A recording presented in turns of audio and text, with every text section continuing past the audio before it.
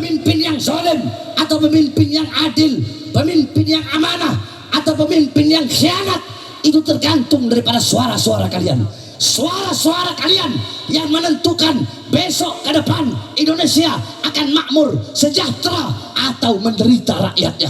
Suara-suara kalian yang menentukan besok ke depan Indonesia akan jadi negara yang kuat, perkasa, disegani, dihormati, atau jadi negara boneka, jadi negara yang tunduk kepada negara-negara lain. Suara-suara kalian yang menentukan. Oleh karenanya jangan sampai kalian salah di dalam memilih pemimpin. Jangan pilih capres-capres yang zalim, jangan pilih capres-capres buruk, jangan pilih capres-capres yang mengkhianati bangsa, mengkhianati rakyat, apalagi mengkhianati ulama. Saudara-saudara, kalau ulama saja dikhianati, bagaimana dengan bangsa dan rakyat Indonesia, saudara? Jangan pilih capres-capres pengkhianat, betul? Betul.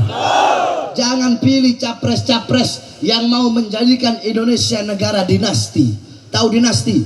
Dari bapak ke anak, anak ke cucu, betul? Betul. Indonesia negara demokrasi. Pilih, ikuti para ulama yang lurus, ulama yang istiqomah.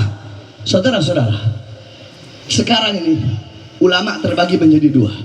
Ada ulama lurus, ada ulama istiqomah, ada ulama anjing.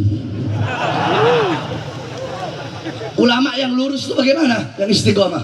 Ulama yang lurus, ulama yang istiqomah, ya'muruna bil ma'ruf wa yanhauna 'anil munkar.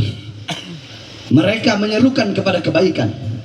Mereka bakal nyuruh pilih pemimpin yang baik, yang taat, yang patuh,